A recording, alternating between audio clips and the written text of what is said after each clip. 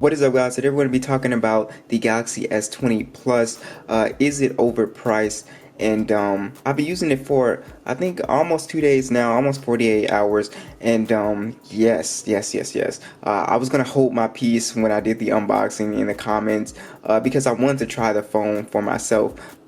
Most of you guys were like, I've never paid a phone, it's overpriced, it doesn't meet. And I was like, I was with you guys on that because, as we know, I think a lot of us on this channel think about around the same. We all like budget smartphones, or we like a phone that we're getting a good deal. And you're definitely getting a really excellent phone with the Galaxy S20 Plus. Don't get me wrong, it is really good, but you know, 1283 I think was the final price on this guy, and it's overpriced. I think in a few months it's definitely gonna come down in price. I actually think if I was gonna give it a price, I actually think this phone is probably worth around $1,000 at least.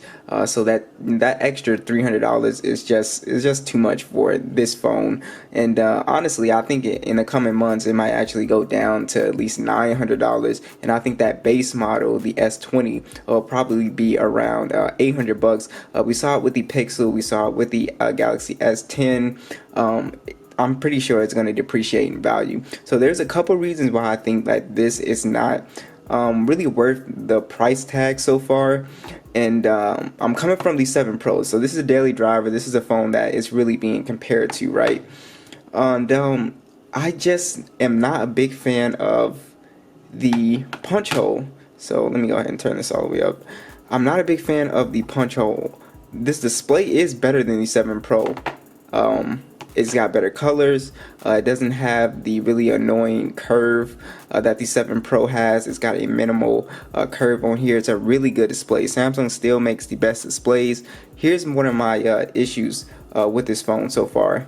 So you do not have the option yet. You don't have the option yet to do 1440p at the 120 hertz, which is really stupid. And you don't have the option to do 90 hertz at the 1440p. It's just 60 hertz, and it's really dumb to pay for a phone that just doesn't have that option right out of the box. I know Samsung said that they were supposedly gonna fix the that. I don't know how long that's gonna take, and there was no word on a date, and that is a bummer for me because one of the things I look for in a smartphone is an excellent display.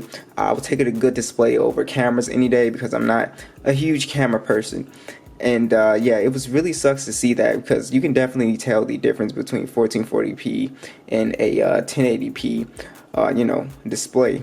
And this is pretty strange for Samsung because if we look at the iPhone 11 Pro Max, it starts at $1,100. So this is even more expensive than the Pro Max, and I don't know why Samsung is following the Apple way of the pricing here. As we saw with the iPhone 11, actually Apple actually dropped the price with that one for the first time, which was very rare. So I don't know why Samsung thought that they could release a phone and just price it all types of crazy. Not only is it kind of price crazy because you don't really have 5G. Like, we have 5G, but it's not 5G, if you know what I'm saying. It's not here yet. Like, we have it, but it's not really, you know, it's not really here. So there is 5G, but it's not, you know, it's whatever.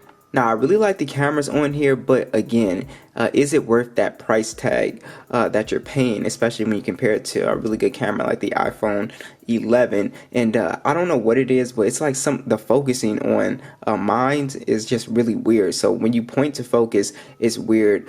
Just like with this picture of this mic here. So I took the picture, as you can see, a pretty decent picture, but look, on the iPhone, look how much more detail I just got right there. It's way more detail, and as you can see right here, it's just a little blurry. And so I noticed that I have to go to pro mode to make that go away on this one. So when you just go to the photo mode and just snap a picture, like, the focusing is really weird now. I thought that was only with the Galaxy S20 Ultra, but I don't know if it's some like software bug, but that is really annoying too. Like, it struggles with focusing sometimes. Now, also one thing I want to mention is the video. So you do have 8K video, and this does some very impressive video. I was really impressed with the video on here, but again, I don't even think, just to be honest, I don't even think people are watching in 4K. To be honest, I think most people, they're either on their phone and it's 1080p, or they're on their desktop and it's 1080p. I don't even think people are watching in 4K. Like, this video is in 4K. I guarantee nobody's watching in 4K. Probably the highest is going to be like 1440p. But so yeah, the whole 8K thing again, it's premature. So you got to be really a smartphone. Wow, you got to be a smartphone spec head to really appreciate, I guess, the 8K stuff. But again, no one has an 8K monitor TVs. It's just not here yet. But so I think that this is just a phone that if you're if you're a smartphone geek, it's a great pickup. And if you're okay with the punch hole, it's a great pickup. Great cameras. The battery life on here is okay. It's pretty good. I haven't really noticed it being that much different than from the 7 Pro. To be honest, you can definitely get a day and a half easy out of this guy. But all three of these actually have excellent battery life. That reverse wireless charging is great. I just don't feel like it's worth that almost $1,300 price tag. So what do you guys think? Do you guys think Samsung definitely missed the ball with the pricing on here? What do you guys think the pricing of this phone is going to drop down to? So be sure to let me know. What are your thoughts? Do you think it's priced right? Be sure to let me know. So I'll catch you guys in the next one.